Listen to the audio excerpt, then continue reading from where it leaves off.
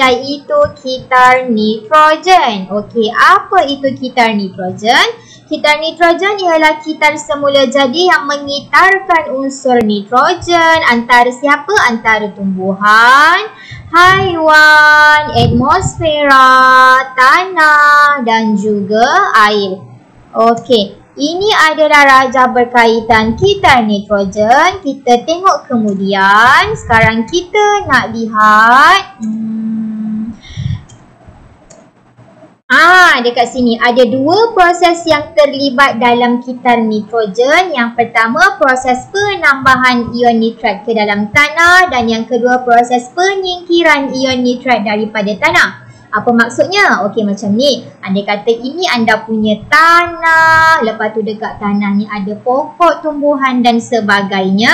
Okay, sekarang ni proses dekat sini menceritakan kepada kita bagaimana ion nitrat ini diserap ataupun ditambahkan bilangannya ke dalam tanah. Yang ini pula proses yang sebaliknya, di mana ion nitrat yang daripada tanah ini dibebaskan pula kepada atmosfera dan sebagainya.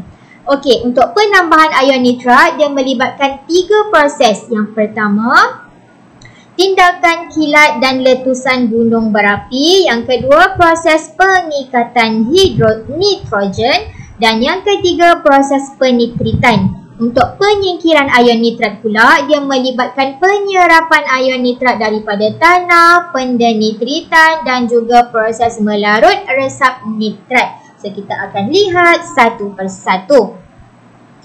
Okey. Ini tadi untuk proses penambahan ion nitrat ada 3, tindakan kilat dan letusan gunung berapi, proses pengikatan nitrogen dan proses penitritan. Kita tengok macam mana tindakan kilat tadi boleh menambahkan ion nitrat di dalam tanah. Sewaktu terjadinya kilat atau letusan gunung berapi, tenaga haba yang terbebas pada suhu yang tinggi mengoksidakan nitrogen dalam udara untuk membentuk gas nitrogen dioksida. Okey, persamaan kimianya kalau anda nak tahu dia macam ni ya.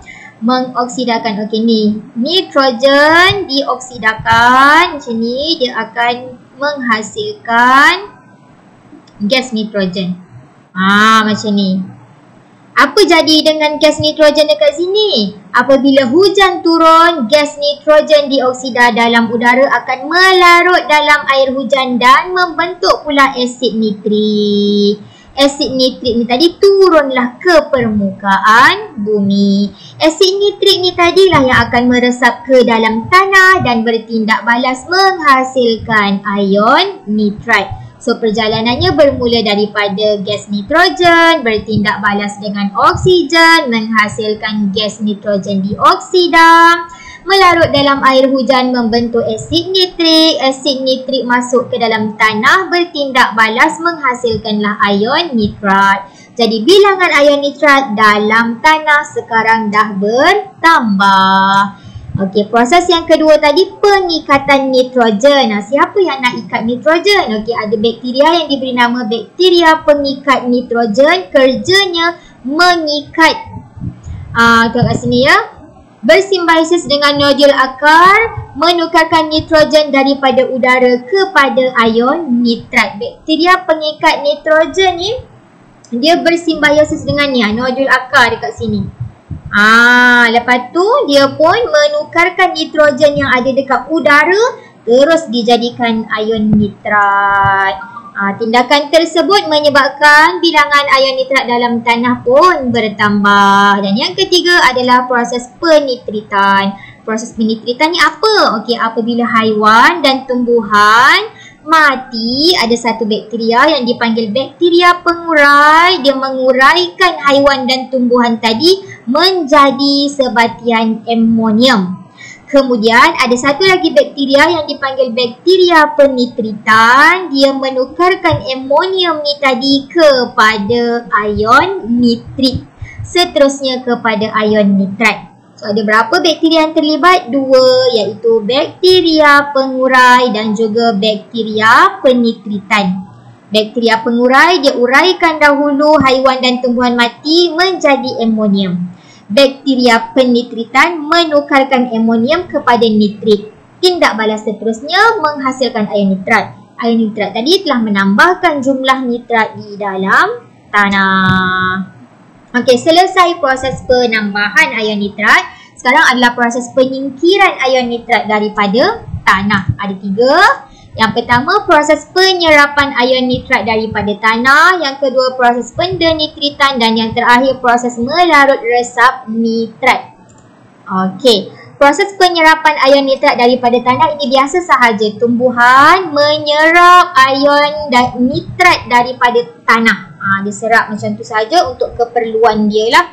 Okey, seterusnya pendenitritan ni apa? Okey, terdapat satu lagi bakteria yang kita panggil bakteria pendenitritan. Yang ni tugasnya untuk dia nak tukarkan terus ion nitrat daripada tanah kepada gas nitrogen. Kemudian dikembalikan kepada udara. Ini lawan kepada bakteria penitritan tadilah. Ini pendenitritan. Okey, yang terakhir adalah proses melarut resap. Yang ini adalah proses semula jadi. Yang mana ion nitrat yang ada dalam tanah ni dia melarut terus dalam air sungai. Air sungai ataupun air bawah tanah.